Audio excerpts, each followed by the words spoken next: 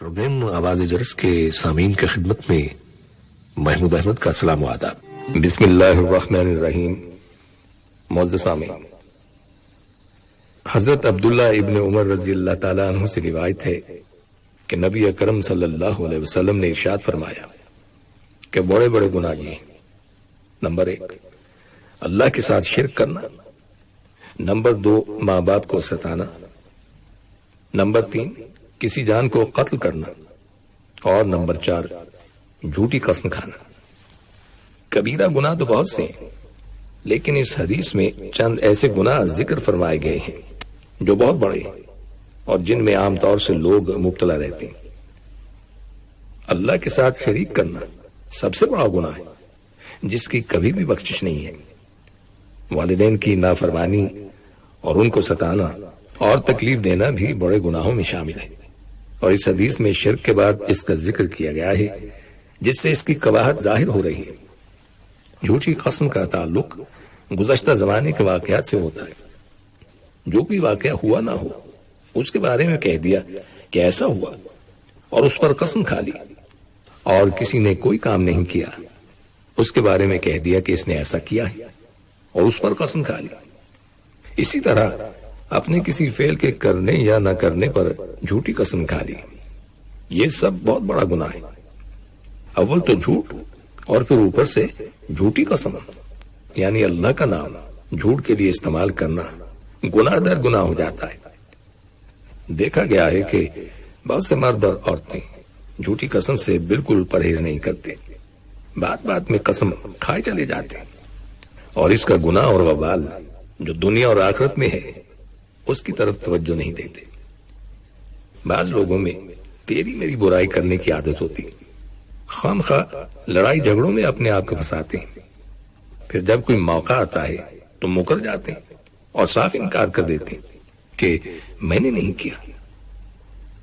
بہت سے لوگ بکری کا مال بیچتے وقت جھوٹی قسم کھاتے ہیں کہ یہ اتنے کا لیا ہے اور اتنے کا پڑا ہے، اور بعض مرتبہ ایسا ہوتا ہے کہ کسی چیز کے بارے میں جھوٹی قسم کھا جاتے ہیں کہ یہ میری ہے، حالانکہ ان کی نہیں ہوتی۔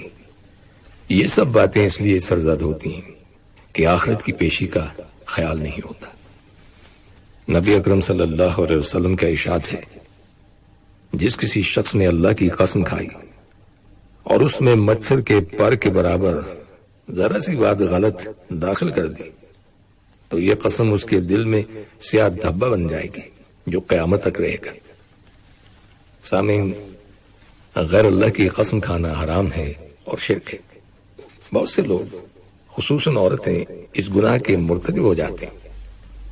عورتیں عام طور پر اولاد کی قسم کھا جاتی ہیں، تیری قسم، میری قسم، دھن دولت کی قسم، باپ کی قسم، ماں کی قسم زبان پر چڑھی رہتی۔ یہ سب شرک ہے۔ حضرت ابن عمر رضی اللہ تعالیٰ عنہ سے روایت ہے کہ نبی اکرم صلی اللہ علیہ وسلم نے ارشاد فرمایا کہ بلا شبہ اللہ تم کو اس سے منع کرتا ہے کہ اپنے باپ داداؤں کی قسم کھاؤ۔ تم میں سے جسے قسم کھانی ہو اللہ کی قسم کھائے یا خاموش رہے، یعنی قسم سے پرہیز کرے۔ یہ بخاری اور مسلم کی حدیث ہے۔ حضرت ابن عمر رضی اللہ تعالیٰ عنہ سے یہ بھی روایت ہے کہ نبی اکرم صلی اللہ علیہ وسلم نے ارشاد فرمایا کہ جس نے اللہ کے سوا کسی کی قسم کھائی اس نے شرک کیا۔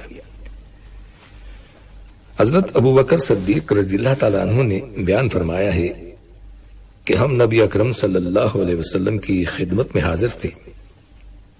آپ صلی اللہ علیہ وسلم نے فرمایا کہ کیا میں تم کو وہ گناہ نہ بتا دوں جو بڑے گناہوں سے بھی بڑے ہیں؟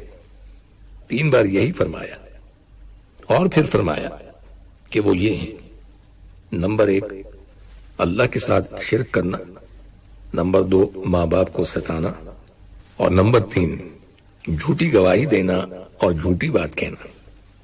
اس وقت آپ صلی اللہ علیہ وسلم تکیہ لگائے ہوئے تشریف فرما تھے۔ آپ تکیہ چھوڑ کر بیٹھ گئے اور بار بار جھوٹی گواہی کا گناہ کبیرہ ہونا بیان فرماتے رہے، یعنی آپ نے اس قدر تکرار کے ساتھ جھوٹی شہادت کے کبیرہ ہونے کا تذکرہ فرمایا، یہاں تک کہ ہم نے دل میں کہا کہ کاش آپ خاموش ہو جاتے۔ یعنی آپ نے اس قدر تکرار کے ساتھ جھوٹی شہادت کے کبیرہ ہونے کا تذکرہ کیا کہ ہم کو آپ پر ترس آنے لگا۔ ہم کو سمجھانے کے لیے آپ صلی اللہ علیہ وسلم کو کس قدر تکلیف ہو رہی ہے۔ سامعین، اس حدیث میں چند ایسے گناہوں کا تذکرہ فرمایا گیا ہے جو بہت بڑے اور بڑے گناہوں سے بھی بڑے۔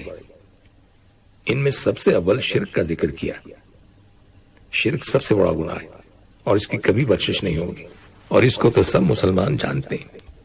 اس کے بعد ماں باپ کے حقوق، یعنی ماں باپ کو تکلیف دینے اور نافرمانی کرنے کا ذکر فرمایا۔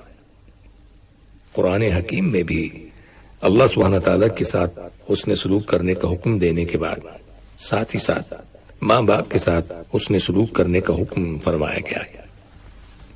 سورہ بنی اسرائیل میں ارشاد ہے، جس کا ترجمہ ہے، اور تیرے رب نے حکم دیا ہے کہ اس کے سوا کسی کی عبادت نہ کرو، اور تم ماں باپ کے ساتھ حسن سلوک کیا کرو۔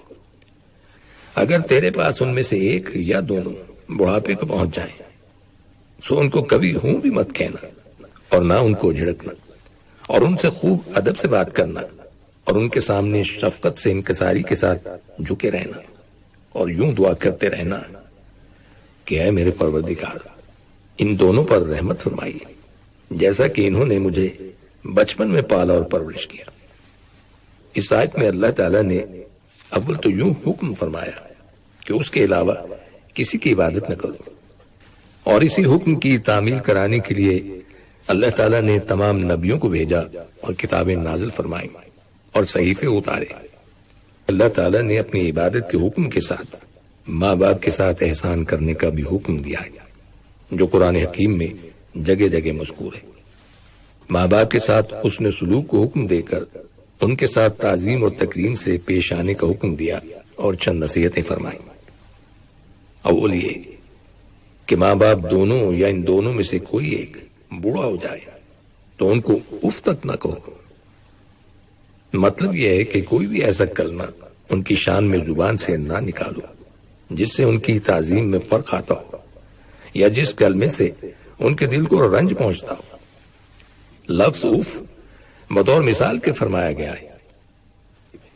سامعین، ماں باپ کی تعظیم و تکریم اور فرما برداری ہمیشہ واجب ہے، بوڑھے ہوں یا جوان، جیسا کہ آیات اور احادیث سے معلوم ہوتا ہے۔ لیکن بڑھاپے کا ذکر خصوصیت سے اس لیے فرمایا گیا کہ اس عمر میں جا کر ماں باپ بھی بعض مرتبہ چڑچڑے ہو جاتے ہیں اور ان کو بیماریاں لاحق ہو جاتی ہیں، جس سے اولاد کی طبیعت بور ہونے لگتی ہے اور تنگ دل ہو کر زبان سے الٹی سیدھے الفاظ بھی نکلنے لگتی۔ اس موقع پر صبر اور برداشت سے کام لینا اور ماں باپ کا دل خوش رکھنا اور رنج دینے والے الفاظ سے پرہیز کرنا بہت بڑی سعادت ہوتی ہے، اگرچہ اس میں بہت سے لوگ فیل ہو جاتے ہیں۔ اس کے بعد یہ ارشاد فرمایا کہ ماں باپ کے سامنے شفقت سے انکساری کے ساتھ جھکے رہنا۔ اس کی تفسیر میں حضرت عروہ رضی اللہ تعالیٰ عنہ نے فرمایا کہ تو ان کے سامنے ایسی روش اختیار کر کہ ان کی جو دلی رغبت ہو اس کے پورا ہونے میں تیری وجہ سے فرق نہ آئے۔ اور حضرت عطا رضی اللہ تعالیٰ عنہ نے اس کی تفسیر میں فرمایا کہ ماں باپ سے بات کرتے وقت نیچے اوپر ہاتھ مت اٹھانا، جیسے برابر والوں کے ساتھ بات کرتے ہوئے اٹھاتے۔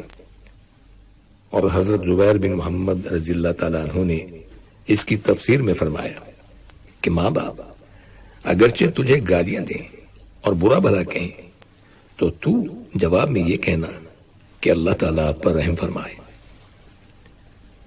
چوتھی نصیحت یہ فرمائی کہ ماں باپ کے لیے یہ دعا کرتے رہا کرو، اے میرے رب، ان دونوں پر رحم فرما، جیسا کہ انہوں نے مجھے چھوٹے سے کو پالا اور پرورش کیا۔ بات یہ ہے کہ اولاد کبھی حاجت مند تھی جو بالکل نہ سمجھ اور ناتواں تھی۔ اس وقت ماں باپ نے ہر طرح کی تکلیف سہی اور دکھ سکھ میں خدمت کر کے اولاد کی پرورش کی۔ اب 60-70 سال کے بعد صورتحال الٹ گئی کہ ماں باپ خرچ خدمت کے محتاج ہیں اور اولاد کمانے والی، روپیہ پیسہ اور گھر بار اور کاروبار والی۔ اولاد کو چاہیے کہ ماں باپ کی خدمت سے نہ گھبرائے اور ان پر خرچ کرنے سے تنگ دل نہ ہو، دل کھول کر جان و مال سے ان کی خدمت کرے اور اپنے چھٹ پنے کو یاد کرے. اس وقت جو انہوں نے تکلیفیں اٹھائیں ان کو سامنے رکھے اور اللہ کی بارگاہ میں یوں عرض کرے کہ اے میرے رب ان پر رحم فرما جیسا کہ انہوں نے مجھے چھوٹے پن میں پالا اور پرورش کیا. تفسیر ابن کثیر میں ہے کہ ایک شخص اپنی والدہ کو کمر پر اٹھائے ہوئے طواف کرا رہا تھا. اس نے نبی اکرم صلی اللہ علیہ وسلم سے عرض کیا کیا میں نے اس طرح خدمت کر کے اپنی والدہ کا حق ادا کر دیا؟ تو آپ صلی اللہ علیہ وسلم نے ارشاد فرمایا کہ ایک سانس کا حق بھی ادا نہیں ہوا. تیسرا بڑا گناہ جو حدیث میں مذکور ہے وہ جھوٹی گواہی دینا ہے.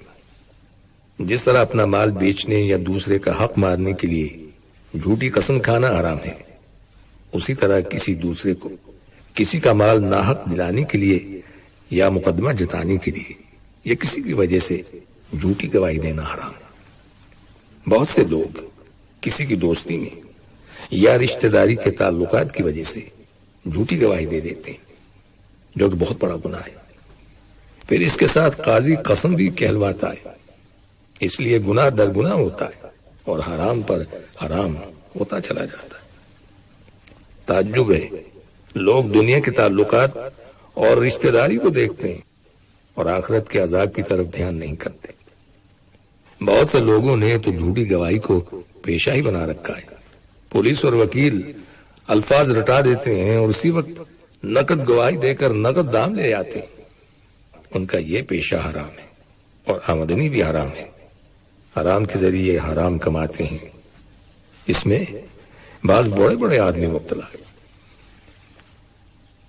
نبی اکرم صلی اللہ علیہ وسلم ایک مرتبہ فجر کی نماز ادا کر کے کھڑے ہوئے اور ارشاد فرمایا کہ جھوٹی گواہی اللہ کے ساتھ شرک کرنے کے برابر قرار دی گئی ہے. اس کو 3 بار آپ نے فرمایا.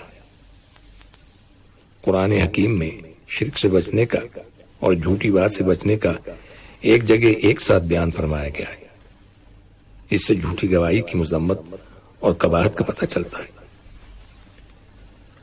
اور سامعین ان کلمات کے ساتھ ہی ہمارے آج کے پروگرام کا وقت بھی اب ختم ہوتا ہے، اس دعا کے ساتھ کہ اللہ تعالی ہم سب کو صراط مستقیم پر چلنے کی توفیق عطا فرمائے. آمین. آئندہ ملاقات تک کے لیے محمود احمد کو اجازت دیجیے. اللہ حافظ.